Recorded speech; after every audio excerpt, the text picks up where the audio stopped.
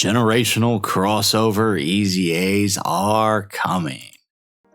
How's it, everybody? Celtic Link here. We got another Dokkan Battle video for you here today. In today's video, we are taking a look at the upcoming LR Super Saiyan God Ultra Super Villain Vegeta. That is the Xenoverse 2 crossover LR.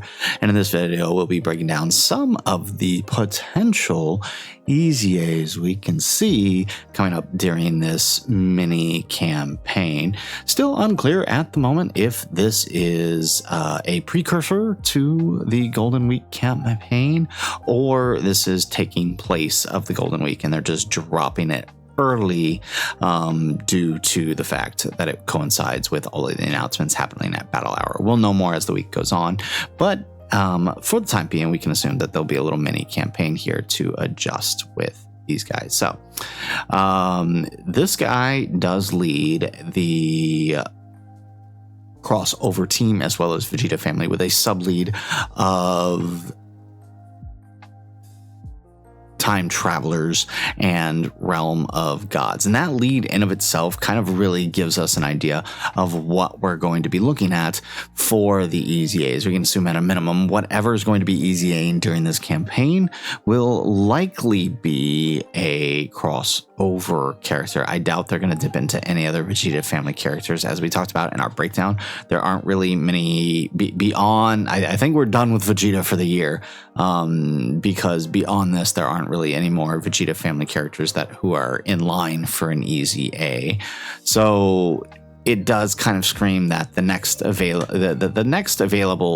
EZA'S are going to be in the crossover category. And when we look at the crossover category, there's a lot of potential from the Dragon Ball Heroes units to the previous Xenoverse campaign units. And those are actually who we're going to take a look at first, because out of all the possibilities, they are the most likely. And that is the AGL Super Saiyan Xeno Trunks, the Fizz Xeno Trunks, the Int Demigra.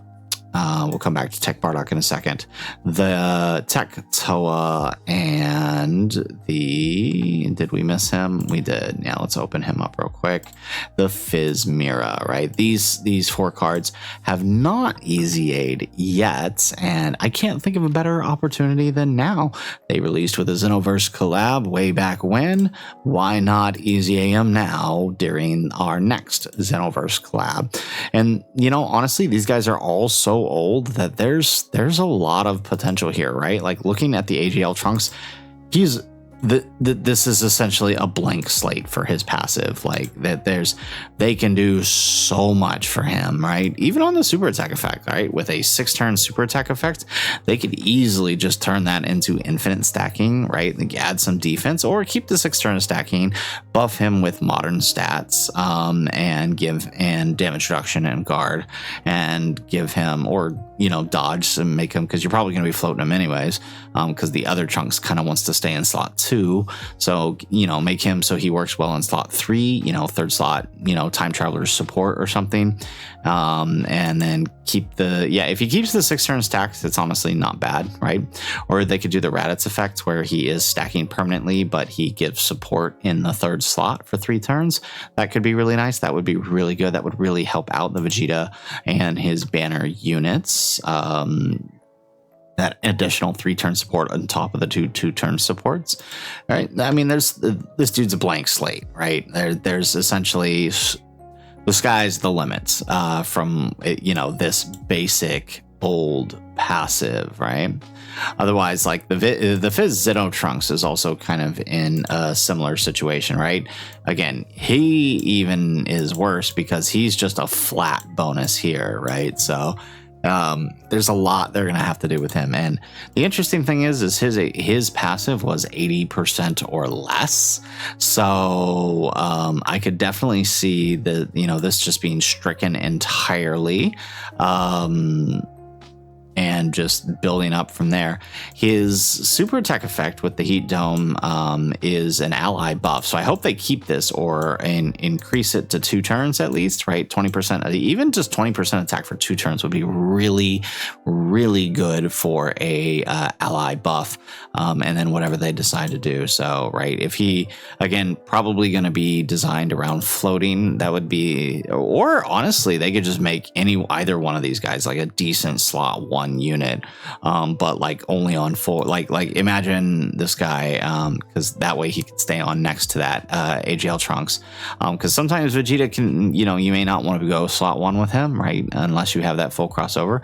But if this dude could easily slot 1, then it won't matter, right? But make him like a God Goku type unit, EZA unit, but only like 90% damage reduction plus guard, and but only when on a full time travelers or full crossover team, and just to really help that out. Like, again, the sky's the limit. With a basic passive like this, they could literally do anything, but I would like to see them holding at least enough defense to hold good supporting roles.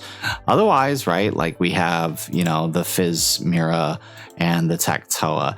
Tactoa will be interesting because she does have a nuke lead, which makes her EZA unfortunate. No matter how good they make her, you're never going to be able to use her because of that. Unless they change something with this update that's coming, you're basically never going to be able to use her. It's the same problem with Int Baby and STR Super Saiyan 3 Grade A Goku from last year's worldwide GDC celebration, rather.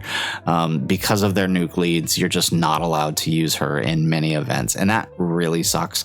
I do hope that they fix that soon, because I mean, honestly, she is a great support unit. Like, look at this, per extreme ally on the team, 5%, right? So with a full team, right, you're giving, she was giving back in the day, what is that? 5 with a full team, 6, so 30% support. It doesn't seem like a lot, but for back in the day, that was a lot. But imagine that gets up to 10% per, per extreme ally or per crossover ally, whichever is greater. And now all of a sudden you've got 60% attack and defense support for allies, which would be really nice. So she was a great supporting unit.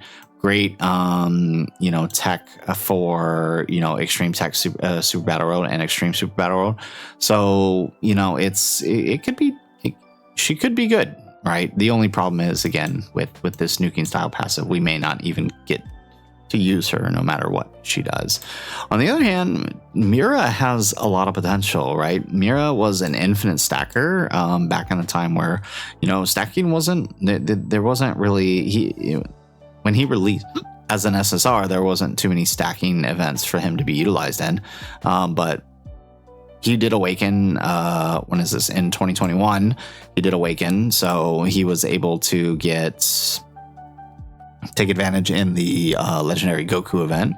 And, now we've got festival battles and other long type events. So, right, if they handle him correctly, he could be a decent stacker, right? Stack and base, transform. What is his transformation condition? I think it's just automatic, 60% or less. So he had it's a passive. It wasn't an active.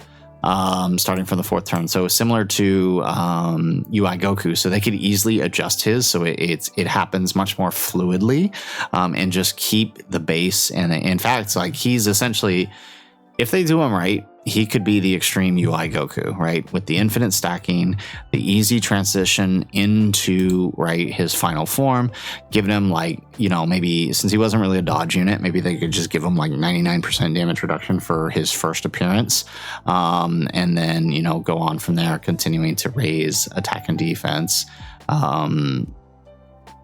But he'll definitely need to be designed around maintaining himself on rotation, since he does want to stack infinitely. But potential, again, all of these characters, their passives are so basic. There's so much they could do or so much they could add, right? Typically, the way they design EZA's is they are kind of built around what they did initially. But again, some of these characters are so old that their passives are just so bland and so nothing that you can literally do anything with them. And that's still kind of true for Mira, right? Outside of just stacking and then getting some basic stat buffs, when you're on extreme type teams, he's not doing much else. So I imagine they could still add a lot of extra things to him to get him, to modernize him. Lastly, from the Xenoverse, we do have Demigra here, and Demigra is interesting because he is a giant form character, right? So if we do, if they handle him right, that'll give you a free giant form. Now it is a passive giant form with a high chance, so they could increase this to a 70% chance. And again, just like the Xeno Trunks is, right? His passive was so basic, right? He didn't even have, attack and defense on his super attack effect, so they could add a ton to him and make him a good tech type unit, right? With built-in passive stunning.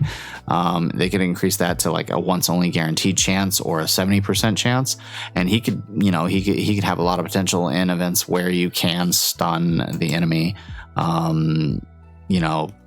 if they decide to add events where we can do that. There aren't too many events outside of Extreme Super Battle Royale where we can do that, but if they allow that in some of these other fights, right, having that high chance to do so or could be really useful. Otherwise, even just giving any team an extra giant form, like this dude is also on giant form, time travels, final trump card, crossover, story fitters, demonic power, right? So that gives him, a decent setup on the demonic power team. So if you can find a team with him, Deborah, Goma, right, like you're talking about a pretty powerful team if they handle him correctly. And again, this all assumes that they're not going to base their EZAs around being fully on crossover, which the last time we had crossover EZAs was the Hero Celebration, and they didn't. They kind of allowed them to work outside of crossover, although crossover would be their best categories. They allowed them to work outside. So if they do this right, these Xenoverse EZAs have a chance to be really good on the new Vegeta's team, especially because the new Vegeta does want some crossover, especially for his base form. Not so much in his secondary form, going into just regular God Vegeta, but, in his ultra super villain form, he definitely wants those crossover allies. So if you can handle that with these guys, that would be great. But that's not all, right? One thing we were missing last year were the Heroes EZAs, right? We did not get their EZAs in the typical time slot that we would have, and seeing as this is the crossover campaign, we have no idea what's happening with Heroes, although there's some mumblings that, right, Dokkan may still have the rights to do things since Dragon Ball, was it Fusion World, the card game, is getting Heroes units still. So it's possible Dokkan could do something with these, but it's also possible that we could see the next batch of Heroes units, EZA here during this crossover campaign. The next batch should be this batch here with the Hearts, the Limit Breaker, Super Saiyan 4s, Gohan, and the Gohan and Super Saiyan 4 Bardock. These guys won't EZA here because they awakened in the next one. But these two, actually no, did these guys awaken? These guys awakened in the next one too, didn't they? 2023. Oh, did they? No, or did they awaken here? No, I think they did. Yeah. So no. Yeah. Okay. So they were here. So these guys should also awaken EZA here as well. So they would be good, right? Because Cronoa is on. She would be on the category Realm of Gods and Time Travelers and Crossover. So she would be a great support unit, right? She had some really nice tech when you were dealing with units who were attack, defense, and attack, defense, lowered, stun, seal, that kind of stuff. She was also a good support, but I don't think she would fit. Is she on Time Travelers? She is. Okay, so Robello would also work very well. She was also very good. Rainbow Orb changing, support, adding the seal, which helped a lot in a lot of events that where she could be used. So, there's a lot they could do here with the Heroes batch. Obviously, the majority of these units, while could be used with the Vegeta, may not necessarily work, just because, again, he's probably going to want to be a more Realm of God setup. With that said, because we are in 11th anniversary and the 2023 anniversary LRs have EZA'd already, that means these guys are also in realm of EZA as well, which means we could potentially see Dark King Fu, who would be on the Realm of Gods. We could see Super Saiyan 3 Crimson Mask Saiyan this Vegeta actually, you know what? I kind of want them to skip a year just for this year, even if it means getting Vegeta early, just because this dude needs a comeback. And if we get to get like such a bad ass art, and right, especially his SSR looked a lot better, but even then his animations on his TUR were pretty good. I mean, I still like his TUR animations too. So, but his animations were really good, and you know, he really wanted to be on that Heroes last Realm of Gods. So, you know, he would also be a great partner for the new Vegeta as well. So honestly, I kind of want him to skip a year because this year would just be better in general if they do decide to use it. Again, there's no guarantee that these guys will show up, but just, I mean, I don't really see another opportunity unless we are bringing back Heroes to really do this. And they honestly just could do both batches and then save this batch. Honestly, any of these batches would be good, but I doubt we'll be getting this batch just because it's, you know, they're 2024 EZA'S and it's a little too early for them. But, you know, just doing a double batch here, all of these guys can find homes or any relevant teams right now, right? These guys could work very well on the Power Beyond Super Saiyan team with the LR Super Saiyan 4s. Realm of Gods UI Goku also has some good teams. The Daima units have, you know, Demonic Power can fill some of these guys as well. You know, so honestly, it wouldn't be the worst thing, but I do think at a minimum, if we were to get Heroes, I would say to expect probably this batch right here. Lastly, there is one other crossover option that could potentially EZA, and that is the AGL Android 21. Now, this seems less likely, but I mean, considering the crossover is centered around occurring during, you know, following the Battle Hour announcements, Fighter Z just got a big update. Maybe 21 could fit that, and they justify EZAing her now since she is in range now as a 2023 unit. The only problem with her is she was built around androids, which, I mean, I guess 16 is kind of okay. She gets slot onto that team.